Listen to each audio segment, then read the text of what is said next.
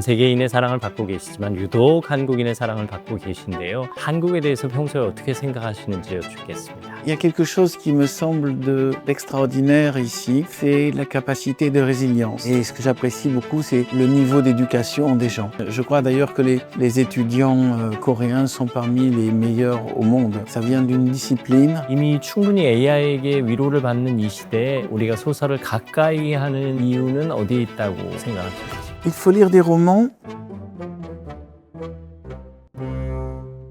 여러분 안녕하십니까? 책을 읽고 삶을 이야기하는 대화 채널 책과 삶, 책과 사람의 김재훈입니다. 소설은 다른 세상, 타인의 삶을 직접 체험하는 듯한 느낌을 전해줍니다. 요즘 서점가에 유행하는 AI 활용법이나 주식 투자법으론 따라올 수 없는 감성적 기쁨을 주기도 하죠. 꾸준히 소설 좋아하시는 분들에게는 희소식이 있습니다. 여러분 좋아하시는 프랑스 작가가 신권을 갖고 찾아왔습니다. 한국인이 사랑하는 프랑스 작가, 한국인을 사랑하는 프랑스 작가 베르나르 베르베르 작가님 오늘 책과 삶의 주인공으로 모셨습니다. 어서 오십시오. 반갑습니다. 안녕하세요. 네, 감사합니다. 안녕하세요. 우리 구독자 여러분께 인사 부탁드리겠습니다. Bonjour, je m'appelle Bernard Werber, je suis écrivain et je suis très content d'être aujourd'hui dans cette émission pour parler de mon nouveau livre qui s'appelle La valse des âmes. 감사합니다. 이렇게 뵙게 돼서 영광이고요. 꼭 한번 뵙고 싶었습니다. 한국에 여러 차례 오신 걸로 알고 있습니다. 지금 몇 번째일지 세어 보셨나요? Je crois que c'est autour de 16 fois que je suis venu en Corée. 전 세계인의 사랑을 받고 계시지만 유독 한국인의 사랑을 받고 계신데요.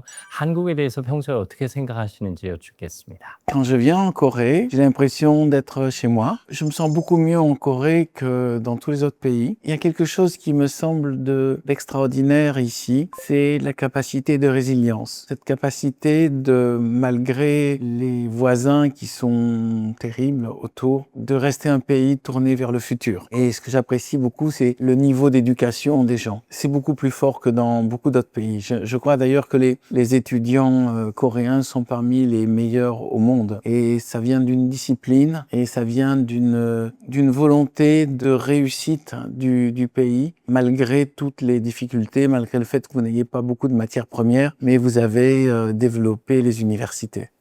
한 30년 가까이 계속 방문하고 계신 걸로 알고 있습니다. 한국에 올 때마다 어떤 느낌이 드시는지요? Je trouve pas que ça change beaucoup. La première impression est d'être dans un pays tourné vers le futur. Et je vois surtout une ville qui est très propre par rapport à Paris, qui est beaucoup moins propre. 이렇게 말씀해 주셔서 감사합니다. 얼마 전에 프랑스 대통령이 한국 다녀가면서 한국과 프랑스가 좀 더 친해진 느낌입니다. 프랑스 사람들 한국 좋아하나요? Ma fille qui a 8 ans est dans K-pop Demon Hunter. Ma fille qui a 8 ans, elle est entièrement tournée vers la Corée. Elle veut apprendre le coréen. Elle danse les chorégraphies du film. K-pop Demon Hunter l'a vraiment ouvert à la Corée. Mon fils étudie les chinois, le japonais et le coréen. J'ai un fils de 14 ans. Je sais qu'ils sont tous très intéressés par la culture coréenne. C'est très à la mode actuellement la Corée en France. Il y a beaucoup de gens qui commencent à apprendre la cuisine coréenne. Les restaurants coréens sont très à la mode. 감사합니다. 프랑스 사람들이 한국인을 부러워하는 면은 어떤 부분일까요? Oui, il y a la musique K-pop plaît beaucoup aux jeunes, K-pop Demon Hunter. Il y a aussi les films The Beef et Squid Game ont vraiment aussi intéressé les gens au cinéma. Et puis le film Parasite. Le cinéma, les séries coréennes ont beaucoup de succès en France. 아울러 이번에 영혼의 waltz라는 좋은 소설로 다시 찾아와 주셔서 진심으로 감사하고요.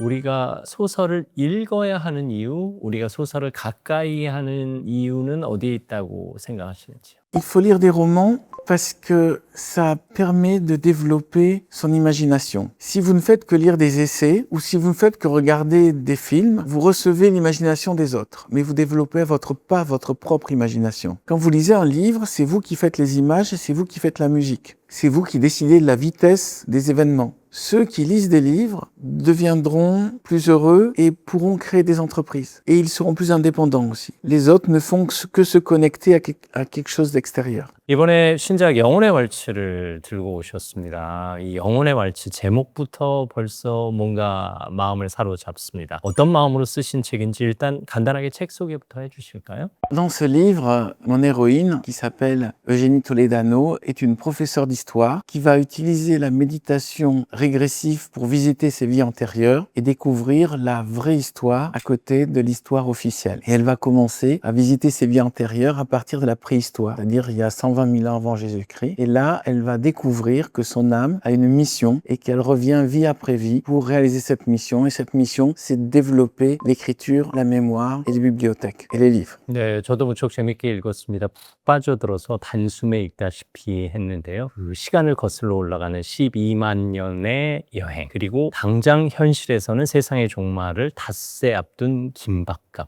여러 가지로 제 마음을 사로잡는 요소들이 많았습니다. 실제로 이 책을 쓰고 나서 작가님이 달라진 점이 있으세요? Dans ma vie personnelle, il y a le fait que je fais un spectacle dans lequel je propose aux gens de vivre la même expérience de mon héroïne Eugénie Toledano, à savoir fermer les yeux et partir découvrir ses vies antérieures pour comprendre notre vie actuelle. Donc je fais ce spectacle de plus en plus, dans des salles de plus en plus grandes. Pour moi, ça c'est très différent parce que c'est mon travail de conteur et en même temps c'est mon travail de, initiateur de régression à la vie antérieure, qui est quelque chose d'un peu original. 누구보다 책의 중요성 또 기록의 의미를 잘 알고 계신 분인데 그래서 그런지 이 책의 주인공 외제니도 자신의 전생에서 늘 기록을 남기려고 하고 또 책을 지키려고 하고 도서관을 만들려고 하고 그런 면에서 책을 정말 좋아하시는군요, 작가님. Le livre, c'est la mémoire. Et le livre, c'est ce qui fait que nous n'allons pas oublier la vérité. Même dans ce livre qui est du roman, ce que je raconte d'historique est vrai. Par exemple, je parle de la découverte des premiers enterrements cérémoniaux. Le premier moment où l'homme préhistorique enterrait les corps. Ce moment, c'était il y a 120 000 ans et c'est le moment où la spiritualité est née. Il est important de se rappeler que ce moment a existé, qu'il y a des humains qui tout d'un coup ont décidé de ne plus jeter les cadavres aux ordures ou ne plus les manger. Et ces choses-là, c'est bien de les rappeler. Et c'est ça la puissance du livre, c'est que ça va rappeler des vérités qui ont été oubliées. 어쨌든 전생과 환생이 있다는 전제하에 소설가의 상상력으로 직접 내면 여행을 경험하시고 그 책을 바탕으로 외젠이라는 주인공을 통해서 자신의 내면 여행을 통해 한 사람의 과거 인생을 쫙 훑어오셨는데 그 과거 인생을 경험할 때마다 천사를 만나서 질문을 받습니다. 당신은 당신의 재능을 어떻게 펼쳤나요? 당신은 무엇을 배웠나요? 당신은 누구를 사랑했나요? 마지막 심판대 앞에 선 한 인생의 모습을 발견하게 됐는데요. La question qu'avez-vous fait de vos talents, c'est une question qu'on retrouve dans la Bible. Il est dit au moment du jugement dernier, il ne sera posé qu'une question: qu'avez-vous fait de vos talents? Et j'adore cette idée parce que ça veut dire que nous avons tous un talent et que ne pas l'utiliser, c'est pas bien. Après, apprendre, je crois que notre âme se réincarne de vie après vie pour apprendre, pour comprendre les vraies choses. Pas forcément que ce qu'on apprend à l'école, mais comprendre les vraies raisons pour lesquelles le monde est comme ça. Et enfin, aimer, ça c'est peut-être quelque chose de très difficile. Beaucoup de gens croient aimer, à mon avis, c'est quelque chose qu'on ne peut pas apprendre à l'école, aimer. On peut pas apprendre avec les films. Aimer vraiment est quelque chose de très rare. Il y a des gens qui vivent en couple, qui ont des enfants, qui ont des familles, qui font l'amour et qui s'aiment pas. Et il y a des gens qui sont juste amis et qui s'aiment vraiment. Aimer, c'est de l'ordre du magique. Et personnellement, je pense que je ne sais pas encore bien aimer. J'ai beaucoup de choses à apprendre. 만약에 작가님이 인생의 마지막에 가서 대천사에게 이 세 가지 질문을 받으신다면 어떻게 답하시겠습니까? 이 세 질문 중에 한 가지 질문에만 선택해서 답해 주시면 어떨까요? Je peux répondre aux 3 questions. 좋습니다. 네. 그러면 제가 그 세 가지 질문을 마치 천사처럼 하나하나 여쭤보겠습니다. 당신은 인생에서 당신의 재능을 이 세상을 위해 어떻게 쓰셨나요? En fait, j'ai 2 talents de naissance et j'en ai développé un 3e. Mes 2 talents de naissance, c'est la musique et le dessin. Depuis que je suis petit, je sais jouer naturellement de la musique et je sais dessiner. Mais ces 2 choses-là, je les ai pas développées. J'ai développé un 3e talent, c'est raconter des histoires. Mais grâce à la musique et au dessin, je peux raconter des histoires avec du visuel et de la musique. Le talent que j'ai développé dans cette vie-ci, c'est faire rêver les gens en racontant des histoires. 좋습니다. 다음 질문입니다. 그러면 당신은 이 인생에서 무엇을 배우셨나요? J'ai appris qu'il faut regarder au-delà de ce que disent les autres. Il faut apprendre à avoir une vision personnelle. Cette vision personnelle, pour ça, il faut s'intéresser à l'histoire. Donc ce que j'ai appris dans cette vie, c'est l'histoire de l'humanité en détail. Vas-y, très bien. Ensuite, ce que j'ai appris, c'est que la gentillesse est une stratégie sur le long terme. Quand vous êtes gentil, au début, on vous prend pour quelqu'un de faible et les gens abusent de votre gentillesse. Mais malgré tout, ça vaut le coup d'être gentil pour créer une sorte de climat positif autour de vous qui fait qu'à la longue, on a des bénéfices avec ça. Cette vie-ci, de Bernard Werber, c'est une vie un peu spéciale parce que je suis incapable de me mettre en colère. Ça pose des problèmes parce que dans notre société, on respecte les gens quand ils se mettent en colère. Si vous vous mettez pas en colère, au bout d'un moment, la société vous exclut. Par chance, je fais un métier dans lequel je ne suis pas obligé de me mettre en colère. Je peux être gentil et je peux enseigner aux autres une forme de connaissance du passé et de la sagesse. Mais quand on travaille en entreprise avec une hiérarchie, on est obligé de se mettre en colère. Peut-être que vous le savez. Sinon, on vous respecte pas. 자, 이제 세 번째 질문입니다. 인생에서 무엇을 혹은 누구를 사랑하셨나요? Cette vie-ci est une vie où j'ai pas assez aimé parce qu'il y a beaucoup de peur et que plusieurs fois j'ai cru aimer et que ça c'est devenu compliqué. Évidemment que j'aime mes parents, j'ai aimé les femmes avec lesquelles j'ai été en couple, j'aime mes enfants, j'ai des amis, j'ai jamais pris, comment dire. Je crois que j'ai encore beaucoup de choses à apprendre au niveau du sentiment d'amour. Je fais de mon mieux, mais je serai meilleur à la prochaine vie. Il y a beaucoup de peur. Quelquefois, mes histoires d'amour en couple ont mal fini et du coup, je suis un peu tout le temps prudent. 아울러 그 다양한 관계 속에서 한국 독자들을 사랑해 주셔서 감사합니다. Mais j'aime la Corée en tant qu'entité, en tant qu'égrégore, en tant qu'âme, l'âme de ce pays. Vous avez eu beaucoup d'injustices et vous êtes très courageux. Vous avez su garder la joie. Vous auriez pu être triste par rapport à tout ce que l'histoire a été dure envers vous. Au lieu de ça, vous êtes combatif et vous êtes exigeant envers vous-même. C'est pour ça que j'aime venir souvent ici. 그렇게 말씀해 주셔서 감사합니다. 한국인의 한 사람으로서 제가 감사의 말씀을 전합니다. 이 책의 주인공 외제니도 자신의 과거 인생이 끝날 때마다 천사들의 질문을 받고 점수를 받습니다.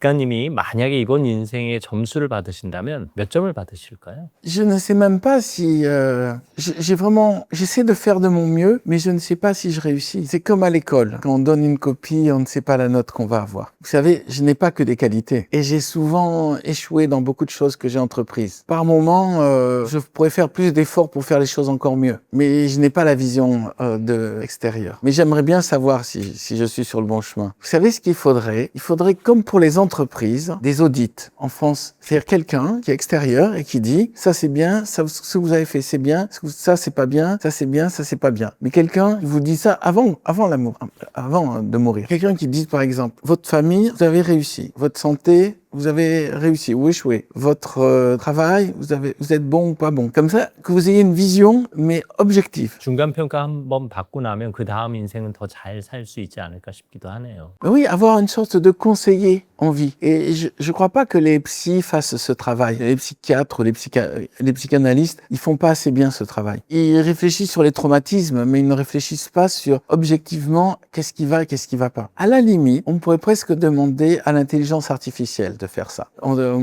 Par exemple, vous pourriez demander, au fait, est-ce que j'ai fait les bons choix professionnels dans la famille et dans ma santé? Et vous demandez un avis de l'intelligence artificielle. Ça peut être, je vais peut-être le faire pour moi. Peut-être vous pouvez le faire aussi pour vous.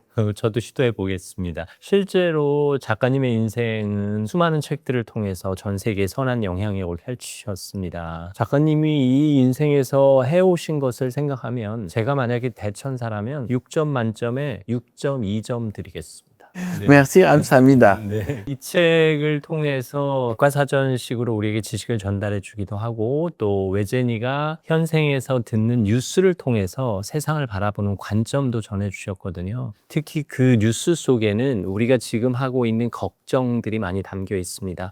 환경 문제, 전쟁 문제, AI의 미래 이런 염려들을 혹시 뉴스, 사건, 사고 보도에 담으신 건 아닌지 생각해 봤습니다. Je suis très inquiet de l'actualité parce que je vois vraiment la lutte des forces de l'ombre contre les forces de la lumière, des dictatures contre les démocraties. les dictatures n'ont pas d'opposition et du coup les dictateurs sont installés à vie, alors que dans les démocraties, il y a tout le temps des élections et des changements. Ça donne des dictatures fortes et des démocraties fragiles. Et ça me fait peur. Il y a des forces pour remettre l'humanité dans des systèmes impérialistes, comment dire, durs, ce qu'on voit en Russie, en Iran, en Chine, Corée du Nord, c'est quand même des dictatures et ils sont en train de peu à peu gagner du terrain. On voit dans les démocraties beaucoup de conflits, c'est pas bon. Même des pays comme l'Afghanistan où on force des petites filles de 9 ans au mariage, c'est quand même scandaleux. Et le statut des femmes, que ça soit en Afrique ou au Moyen-Orient, est de pire en pire. Et nous sommes en train de nous chamailler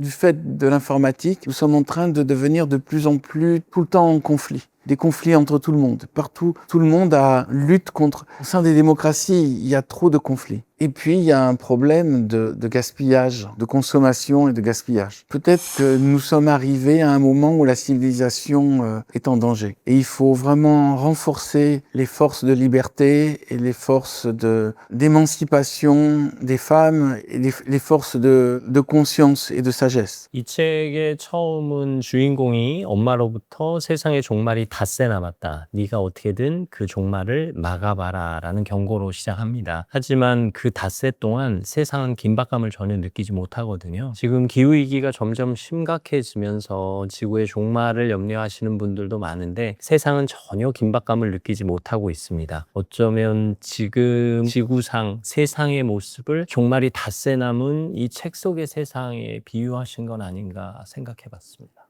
Oui, nous devons nous réconcilier avec la planète. Ce travail ne peut être fait que sur toute l'humanité. Ça ne peut pas être qu'un seul pays. Nous devons nous reconnecter à la nature et nous réconcilier avec la planète. 이 책에서 위기를 극복하는 건 인간의 소통입니다. 서로 힘을 합쳐서 어려움을 극복해 나가는 장면을 보게 되는데요. 이제 많은 사람들이 AI로부터 지식과 정보를 얻는 걸 뛰어넘어 AI와 상담도 하고 대화도 하고 심지어 위로도 받습니다. 이미 충분히 AI에게 위로를 받는 이 시대에 왜 사람과 사람이 마음과 마음이 통하는 소통을 해야 하는 걸까요? Je reconnais que l'IA est en train de combler un problème de communication.